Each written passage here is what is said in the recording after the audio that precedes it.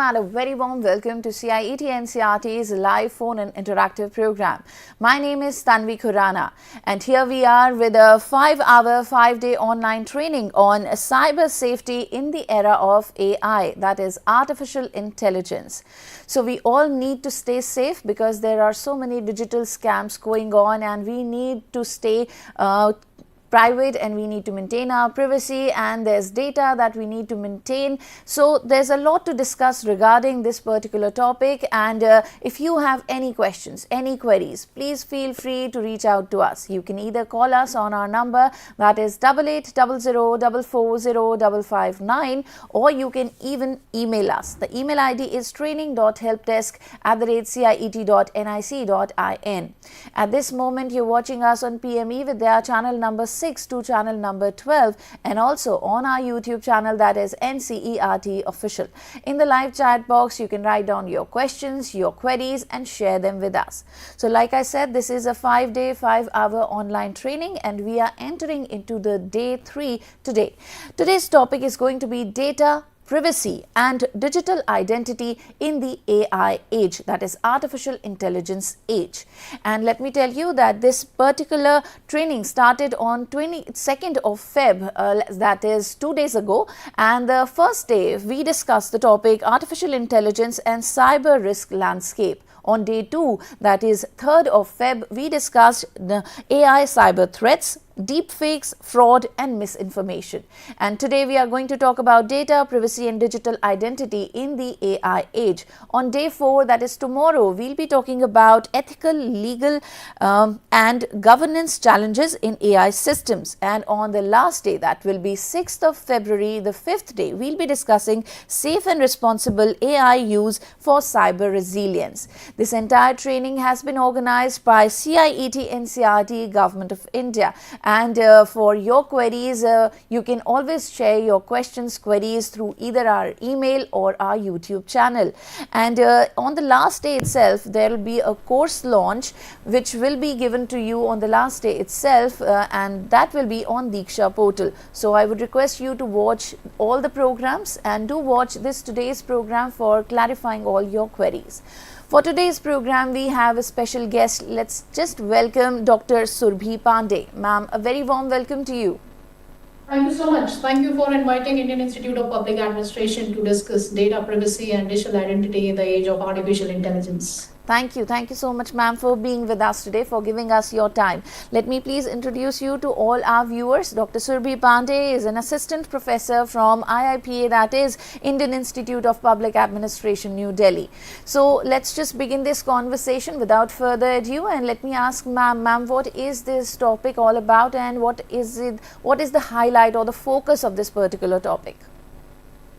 Yes, so the topic is data privacy and digital identity. If I'll ask the question to my audience, and probably my audience will know that what is my data is all about, right? My personal data, my digital identity, whether it's my unique identity, my ID, my email ID, my login, right? My username, my so many such digital identity which is available, right? My lot of set of data is available. What is the integrity? What is the confidentiality? What is the privacy of that data? Is all about. The topic is talking the data, privacy and digital identity. And especially when we are, moving in the age of artificial intelligence, where there is, in AI, we are training with a lot of data set, right? And AI is being misused as misinformation and disinformation in today's time. Then generally the citizens and the nation have a question. What about my data? Is it safe? Or the people may be misused, the people may be cloned, right? The people may be, forge it. And my different avatars, my photo, my message, my calls, my everything can be defrauded. Anything can be changed with the help of artificial intelligence. And that is a question I think everyone has in the mind, that artificial intelligence is actually changing the whole ecosystem. And in AI, the large data set, the data set which we are using, on which we are training, right, making it capable, are we using it for a responsible way?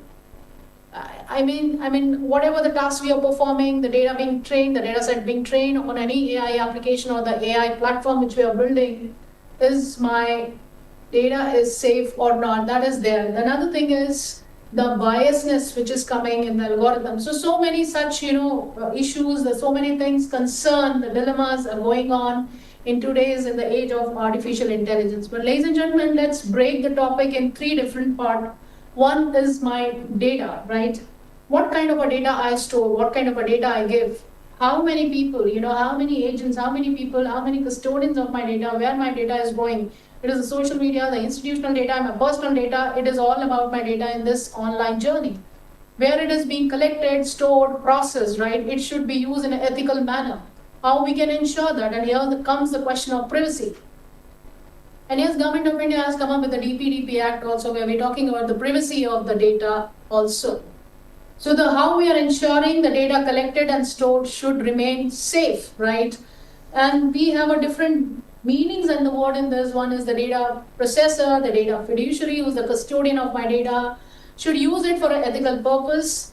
And the people who are giving the data, they also have a right to ask for the data to be deleted from the platform. So this is about the privacy related things. The last concept which you have added is the digital identity, right? The identity which I use is maybe my email ID, right? My any point of information, my any unique ID, right? It could be any KYC which I'm providing. It is the safety and security of that also, because we have seen how the people have actually forged those and misused in many of the cyber crimes, in many of the financial and many such identity related crimes which is happening. Then other is my images, my voice. Many things are available on the social media. It should not be forged. It should not be recreated by using any such deepfake means. So these are the few concerns in this today's time. If you have any question, feel free to ask in between also related to the deepfake, misinformation, disinformation also. There is a clear demarcation between the misinformation and disinformation also. Any information which I, the forward wrong information has given to me and I forwarded it multiple times, it is a misinformation that I have not created this deepfake SMS messages, the videos, but somewhere in the process that fake messages has come, the information has come, and then I redirected that, and this is how it becomes a misinformation. Maybe not the correct, but somewhere it has been forwarded. But if you start with the malicious intention, something has been created, then it is a disinformation. If you are propagating that, it creates a lot of adverse effect, maybe anything, particular related to an individual also, particularly related to any system also. So to the nation also, how it is impacting, that disinformation is impacting. And we have a lot of such examples available online also, in the print media also, where you can read, you may find there are a lot of examples where how this disinformation has created a hoax.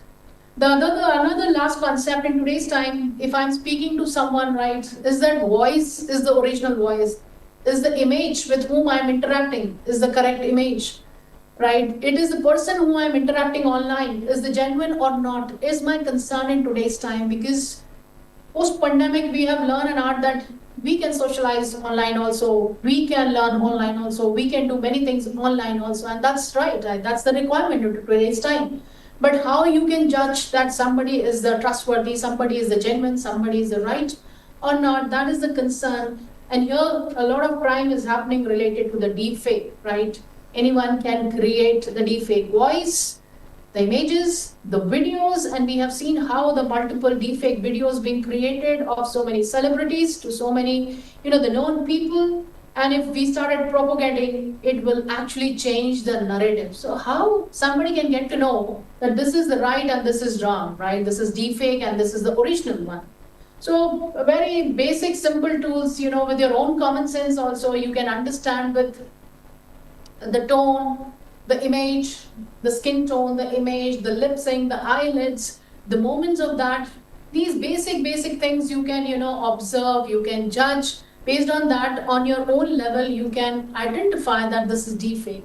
Apart from that, we have so many tools available through which also you can judge that this is the original video, this is a deepfake videos. Apart from that, if I am interacting anyone, the fake identity is very common these days. The people can use the image of anyone and talking and texting and started calling, right? So those things are very common. That is the fake identity, using anyone's name, image, and all those things, cross-verify. So with this forum, I must say to my audience, cross-verify everything, right?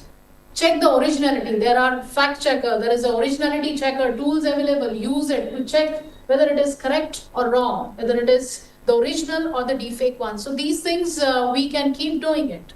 And especially the youngsters who are using social media platform, your profile should be locked, private. But in case, if you think that something is happening, right, related to any such misinformation, any such deepfakes are coming in the world of artificial intelligence, you can always go and check with the one single service available on the suspect report on cybercrime.gov.in, right? So we have a suspect report, whether it is WhatsApp number or it can be any social media related things. You can just go on, log on to the suspect report, and you can report all those. If you think it is a deepfake, if you think it is not the correct related to the the video, the content, the images, if you find it, you can always report in the suspect, and you also report on the cybercrime.gov.in portals.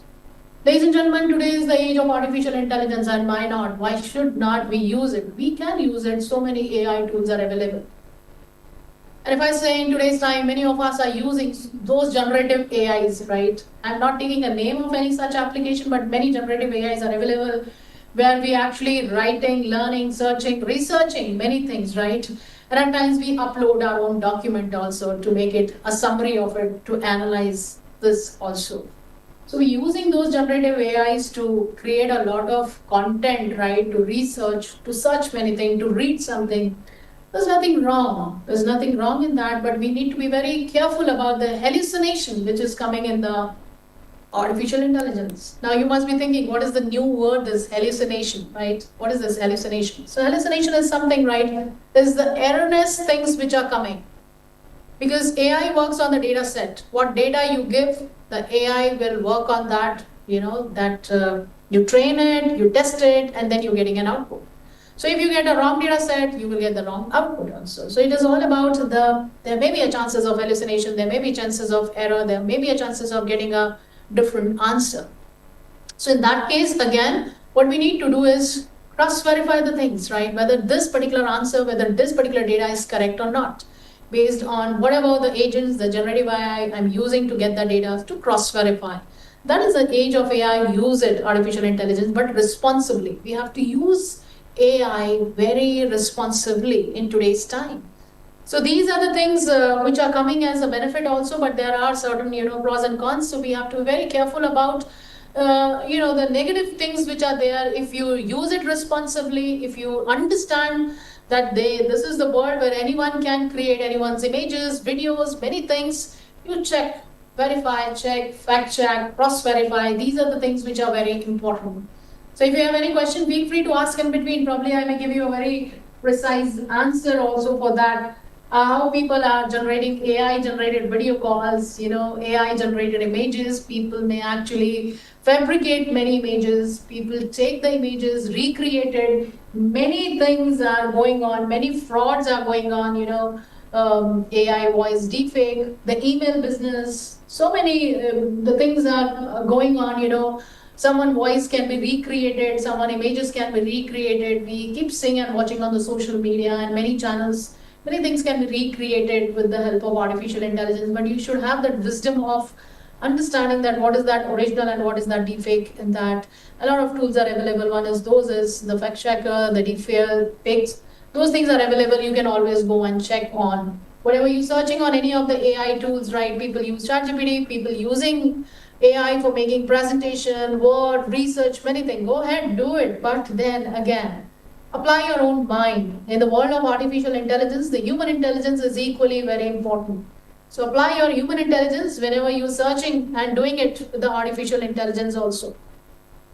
So towards the end, what I'll say is, when we're talking about data, it is all about my own personal data, right? It's about the data which I'm giving to multiple apps, the platforms, to the institution, everywhere I'm giving my data. How they're processing it, how they're collecting it. The concern comes the privacy of my data, right? And privacy is my fundamental right. So again, we have the provision under DPDP Act, the fiduciary, the processor, right? How they are processing it, how it is going to be used, right? And there is a complete provision. They have to take care of that part. The data protection part comes into the picture. At the personal level, we also maintain a lot of data hygiene, right? How much to share, whom to share, right? It is not that everything can be shared publicly, and one day, you sharing too much, or you creating too much of digital footprints that can be misused in some or other way. So those things are important, and in the part of sharing the data and the privacy challenges. So your own mechanism of controlling the data is also very important, and in AI also, it is basically on the data set we are training it. We're training any of this machine learning or all those, the deep learning, anything works on the data only. So it is input to the output. If we're giving the right data, we're getting the right answer also. I just urge with this forum that please be careful about so many things are available, right? Which is genuine, which is not genuine. People are recreating many things with the use of AI tools. So cross-verify and check. It is very, very important. If you have any question, feel free to ask in between also. Yes, ma'am. So we have received a few questions from the audience's end. May I? Yeah, please. Okay, one of our viewers, they're asking, how do algorithms build digital profiles of the individuals?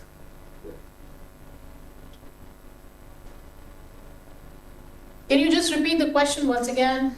The question is, how do algorithms build digital profiles of individuals?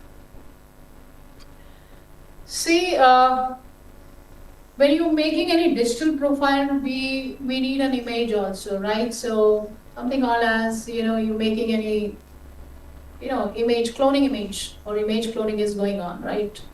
My image cloning or someone else's image cloning is going on. So you give that data, you give a data, and then there are so many open LLMs available. There are so many applications available through which they make the image look so similar, right? The image looks so similar, you providing the data set of the images on which the AI application being trained, and they're giving you a clone image of that person, the clone image of the voice of that person, and this is how they train the machine with those data. So you have to provide the data set first to that tool, to the machine. If you're working on any those open LLM, on any such LLM, so you provide that data set as the images to those. Those images can be taken from the open source, from the browsers. There are data sets available which they can use it. People, you might have heard that, they have taken the image of so-and-so celebrities, and that data set has been given, and the clone image has come, which looks so real, right? Which looks so real. So this is how they train it on those data sets. Okay. Ma'am, the next question is, what is the difference between data privacy and data security? Wonderful question. So one thing is all about privacy, right? My data, the sensitivity of the data, the integrity of the data is very, very important. The availability of the data is very, very important.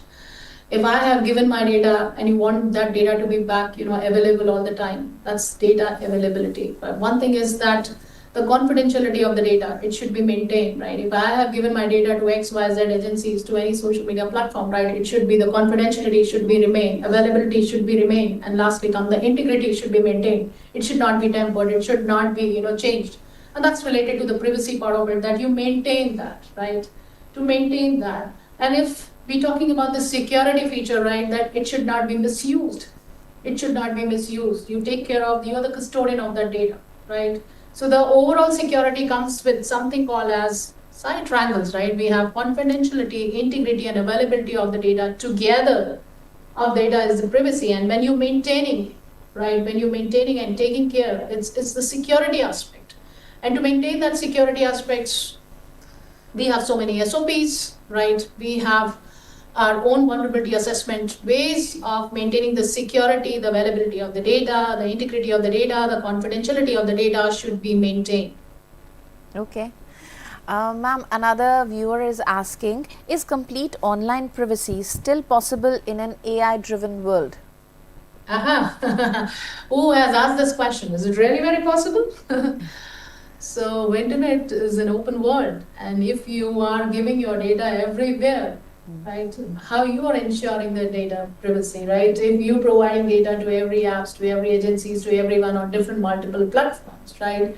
If you just search your image, your name today, if you just search Surabhi Pandey, you will find a lot of images are coming, right?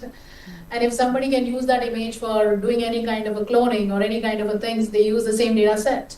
And then the question comes, the privacy, right? So I have shared my data and somebody has taken the privacy as compromise, right? So it is the platform responsibility to maintain that privacy, the protection of the data should be maintained, but it's not happening. It's not happening. You have seen in many of the people of the Instagram profile, many profile photographs were started, people have started taking it, and therefore, in these days, you cannot save the profile of anyone. You lock your profile, you lock your image, you actually provide a less data. You create a minimum digital footprints also, so that it should not be misused. We have seen in the cases of child sexual abuse material, the CSAM scam, how the images of the child be misused. So it is our responsibility also that we should create a minimum digital footprints also, so that it should not be misused. So the responsibilities of Jan Bhagidari also is our own responsibility, that we should also take care of our data if we are expecting same from the other agencies. So they are also looking after, they have the SOPs, they have the compliances. But despite of that, we have seen the cases where it has been misused. Okay. So ma'am, the next question is regarding digital identity, and somebody is asking, who owns our digital identity? We ourselves, the government, or the tech companies? So when you are saying digital identity, right, it is your email ID, it is your Aadhaar, it is any of your, KYC, it is your PAN card, it is your transport, the vehicle, it is your passport. There are so many digital identity. APAR ID, there are many digital identity, right? We have a lot of digital identity. And the one way of protecting your own digital identity is the two-factor authentication, the masking of your ID. Yeah. You mask your Aadhaar. You have a two-factor authentication of your own digital ID, whether it is an email ID also. So how you actually, email ID is there, but the password is there, and the two-factor authentication to actually give you a more protection, protect your own digital identity, your photographs, right? That somebody will not open it, somebody cannot misuse it. So you have another lock over that photographs also, that you can share it very limitedly. You have your own, the password to protect it. So if you really wanted to protect your own digital identity, right? So you have your own check and balance, that is the two-factor authentication. You should have the password to protect that ID also. If it comes to the Aadhaar, masking of Aadhaar, two-factor authentication of Aadhaar, that's very important. Okay, all right. I think our viewers are noting down your answers. And the next question is, ma'am, can AI surveillance ever be ethically justified? Sorry, can you just repeat the question? Can AI surveillance ever be ethically justified? So when we are saying AI surveillance, right? Any kind of artificial intelligence surveillance, it's an application which we are using, they're capturing the data, right? So if it is a legitimate user only, it is only for the legitimate things, right? And using it as responsibly in that ethical framework is being captured, is being restored and being used, then it is right. Like we have so many such applications, like DIKSHA AI, right? And we have this Koja Payo AI application when we are searching the what we call as missing people, right? There are so many AI applications we have launched, and it is responsibility is to take care of that data. How responsibly, ethically we storing the data, maintaining the privacy and the security of the data, and when we are using it for the social cause, then it is absolutely correct, because you have your own framework of collecting the data and using it responsibly. So when it comes to the AI surveillance, it is very important that how you're governing the data, how you're making a framework around that data, and how you're using it. We're making a robust framework, we have a responsible way of using it, right? And you take care of the data security and the privacy, I think there's a less challenge. Okay. And ma'am, if we talk about the law part, so are current data protection laws strong enough to regulate AI? I think you have a discussion tomorrow also, right? And every time, people talking about the law and the system, right? And I think our government has introduced DPDP Act also. And soon we can see the sections are coming, it's rolling out, right? I don't want to comment as of now because we're still waiting that it should roll out and something come into the action. But yes, the government of India has come up with the provision. But I also ask everyone that it's my data, the data which we are creating. I'm also responsible. I should also take care. But now the government is also supporting you to take care of the processing of the data. The data fiduciary has come. You're also getting a right very soon that you can ask the, the processor, the authorities, that you can delete the data, you can give back my data. So those things are very soon. We are expecting it will come into the action very soon. Other than that, we also have IT Act is already there to take care under various section and the provision. We take care of related to the cyber crime, the data privacy, and many things being already there and will be taken care in that part also. Okay. And ma'am, so what happens when an individual gets to know that the company has done the data breaching? So there's an echo. Every time there's an echo. Can you just repeat the question?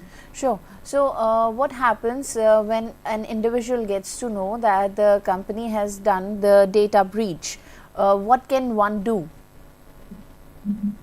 So this question is very common, right? And we have seen that a lot of cases related to the data breaches also, right? The data being misused on the multiple platforms for multiple reasons. Also, the data being breaches are always there, right? There is a penalty, they have to pay it if there is a data breach we come across, right? And there is an enactment on that, they have to pay a hefty amount also of those data breaches. If you think about all those top players in this world of internet, you always find and you Google it, you search it, there is a cases related to the data breaches and they're also paying an hefty amount, right, if there is a data breach. So then the enactment comes into the process whenever the cases of the data breaches. But at the personal level, at the personal level also you need to be very careful about your data. I have seen over a period of time, people are sharing too much on the platform where it is not required also. So you also be very sensible that what to share, what not to share, and how I can limit it that also. If something which is already available on the public domain, right, which you also access, I also access, is something which is already available. It's not very sensitive. We need to be very careful about our own sensitive data. But yes, there are a lot of cases related to the data breaches, right? A lot of cases available, a lot of things you can also refer, right, from all the top players you can see, and they're paid an amount if there is a data breach. Okay, all right. And ma'am, we have another question, and the person is asking that is there a possibility that AI might change the concept of anonymity in future? What is that? The AI can might change the concept of anonymity in future.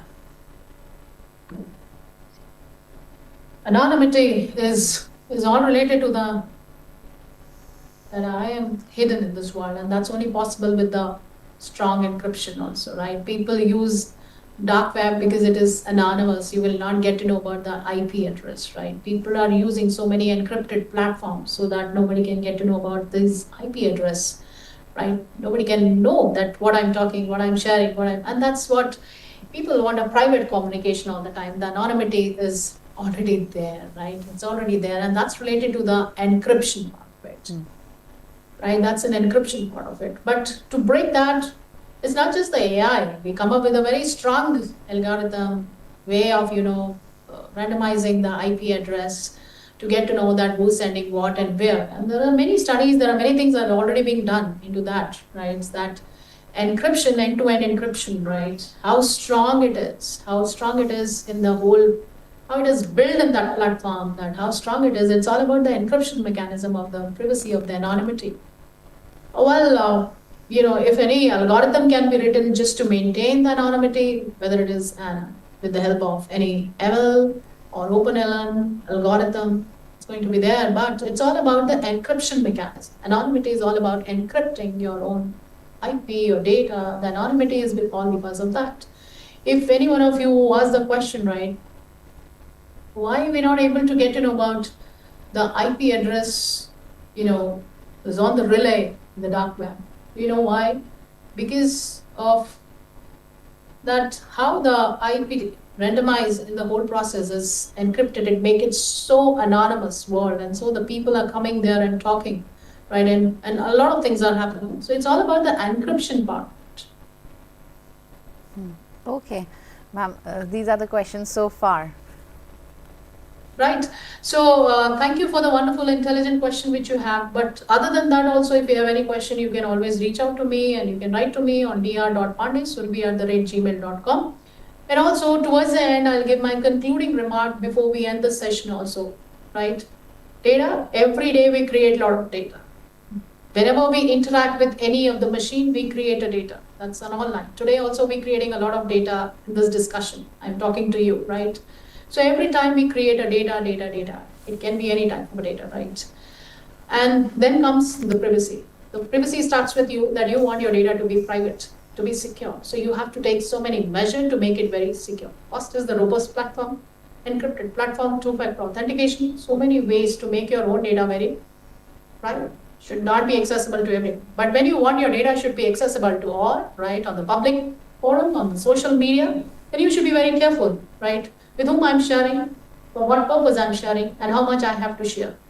Again, the responsibility comes on you. If you're expecting the platform can do everything, they have the security process, they have the check-in list, they have the compliances which they're following. Despite of that, if there is a breach, you can always reach out and put a complaint, right? And we have seen there is a penalty, hefty penalty to the platforms where there is a data breach. So these are the things which is going on. Internet is an open world. And we wanted to talk to someone who's just sitting across somewhere else. But whom you're talking, cross-verify, check how much to share, how much to... So privacy is in your hand also, always remember that, right? And lastly come the digital identity, which, the identity could be your image, your voice, your email ID, right? It could be your Aadhaar, it could be your APAR, it could be your, anything, the ID and the identity which you have, right? Your name, your personal information is also your identity, right? So all those digital identity you're protecting and you're providing to multiple places. And Government of India is giving you that data protection policy to ensure in the future that there shouldn't be any issues related to that. But despite you are also getting a right as an individual to ask to delete the data from any platform and to ask for the data should not be misused anyways. So those right enactment is very soon we can see here. Today is the age of artificial intelligence and we all are using, whether it is our email, whether it is when we're calling, the voice over call, when we are calling, when we are texting, when we are creating our avatars. In fact, we are talking to the machine and that's what is the artificial intelligence, right? But in the age of artificial intelligence, it's very important, again, how to be responsible, right? How responsibly you are acting, you're using it. You should have your own framework of using it. The platforms are making their governance rules, their compliances, the framework, but our responsibility also that how ethically I can use. The biasness would be there. There are misuses of technology already there, right? The deepfake, the disinformation, misinformation, voice cloning, image cloning, many things you have been hearing, right? But again, there are so many such crimes which is happening related to the identity, to the voice. Many things are happening and we have been listening this, the phishing links, the impersonation, the identity theft, the misuse, the deepfake, many things are happening across. You register when there is a complaint also, you also fact check, you cross check, you are also cross checking, but the minimum, right, safety and security is in your hand also. That cross-verify, is this image is correct? Cross-verify, the voice is correct. Cross-verify, to whom I am talking is the right person or it is a machine. Cross-verify, the identity which I am interacting online is the right one. I should not be that publicly inaccessible that my image thing can also be misused. So many things is in your hand. I always believe that we should also as a citizen play an active role in the world of digital India. Okay. So, ma'am, I have a query. So, in this digital era, can we say that are we using AI or are we misusing AI? So, since morning till now, I've used so many AI tools for my own purpose, for my own task, and I'm using it responsibly. So I can say I'm using it responsibly. Till the time I'm not harming, till the time I'm not tampering any data, till the time I'm not creating any deepfake voice, images, cloning, till the time I'm not creating any kind of a disinformation, till the time I'm not creating any propaganda with that. So that's what comes the responsible behavior. So the responsible behavior starts with you. The responsible behavior starts with the company who are collecting the data and using AI application. So the journey is all about responsible AI. Have this mantra with you, responsible AI. That is, we have to use AI very responsibly. Okay, okay. Ma'am, one more thing. So, we can see that this young generation, everyone is on social media, and like you said, that we have to minimize the digital footprint, but somehow it is not happening. So, teachers, parents, schools, everyone is involved in the children's growth, and can they do anything? Can they play an important part and tell them that no, don't go beyond this line or beyond this boundary, and minimize your digital footprint? Any such thing for these institutions from your end? So, very pertinent, and I think this is a message also that we have seen that a lot of social engineering attack. People try different ways of reaching out to us to get a financial gain, to do a reputation, damage. Many such, the data gain, the reputation damage, the financial, right? Many such things, people are aiming by damaging in many ways, maybe a social engineering, identity theft, phishing links, this link, that link, or maybe on the social media, somebody's talking to you who is not the real person, but they want to lure you, right? They can use your images to pawn it, to misuse it, and then asking for the money. There are many things that are happening. I think if we just see the cyber crime is not the topic today, but many crimes are happening related to that. And I think now everyone is getting aware that how the social media are being exploited, how the social engineering, different ways and means are being exploited in this digital world, from phishing to link to fake identity to impersonation, right? Many such ways are being used. But then what is important is, I always say, be a cyber warrior, right? Many things you can control. And the first thing is the privacy. Starts with that two-factor authentication, locking of my profile, creating minimum digital footprints. These are the basic minimum things you can do it. If you think that I need to cross-verify certain things, I need to cross-verify any link, I want to cross-verify the images, do it, right? Always cross-verify the things. Even a call which is coming, it can be a deepfake voice. Cross-verify, call the individual immediately, and you will get to know the call which has come to me is a deepfake, it's not the original one. The image and the message sent to you by the image, fake number, many things. Cross-verify, talk to the real people, immediately you can call them. So I think to save ourselves, to get it into any kind of a trap, it is very, very important that you cross-verify the things, create minimum digital footprints, use digital mechanism, online mechanism to empower yourself. Because digital gives you that barriers of the distance. You can reach out anyone, you can search anything, you can study anywhere, you can. That's the power of digital, is connectivity, is the information, right? That's the power. We should harness the power, but at the same time, we should also take care of the minimum privacy, the security which we are talking. And especially when the AI is being misused many of the way as the deepfake or misinformation or disinformation or the voice cloning, the identity, the image, anything can be cloned to avatar, creating, we talking to the avatar, right? Many things are happening. The basic things, minimum digital footprints, take care and take a control of your own data. Two-factor authentication, locking of your profile, locking of the page.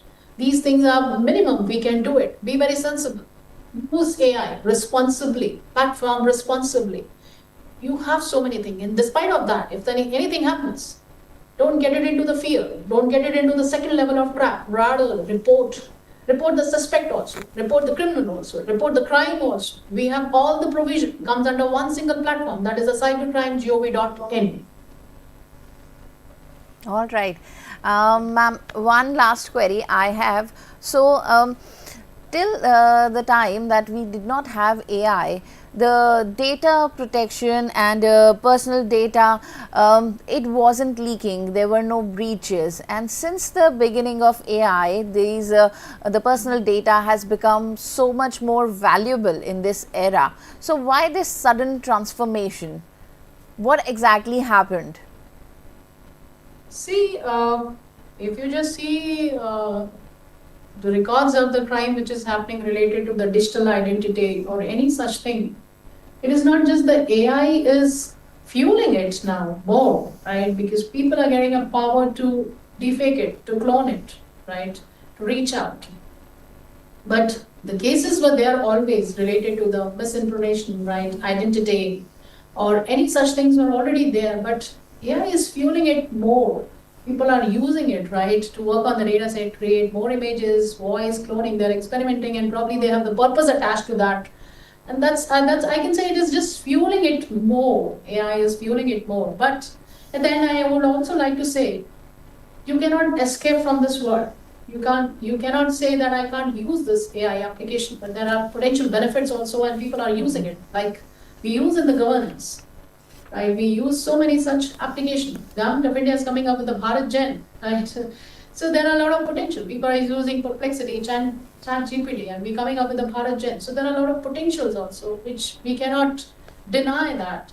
But at the same time, you have to be very sensible enough related to the miserable part, the security concern of that, fix it that, have an understanding, and that's what is the forum. I think we have a lot of session related to this topic. Yeah. So the digital literacy is the prerequisite in today's time when we're talking about the privacy, when we're talking about the digital literacy, when we're talking about how AI is fueling this crime more and more often, right, or making it more sophisticated. So these, I think, somewhere in the era of digital, we need to have this digital literacy as a prerequisite to save ourselves. Sure. Thank you. Thank you so much, ma'am, for this wonderful information and for guiding everyone, each one of our viewers and me, including me. Thank you so much for being with us, for giving us your time. Thank you so much, and Jai Hind. Jai Hind, ma'am. Thank you to all the viewers for being with us, and it was a lovely conversation. We discussed a lot of things, and I'm sure this information is definitely helpful to all of you. We discussed data, privacy and digital identity in the AI age. Tomorrow sharp at 4 o'clock, we'll come back again with another topic, and that'll be ethical, legal and governance challenges in AI systems. For now, we are wrapping up this particular program, but the next program scheduled for all of you is our Sayog series, and you can see the schedule on your screens. The topic for discussion is going to be marks matter less when minds matter more. So stay tuned and do watch this program. For questions, you can always get in touch with us. Thank you so much once again. Have a great day ahead. I am Tanvi Khurana and I'll take a leave of you. Namaskar.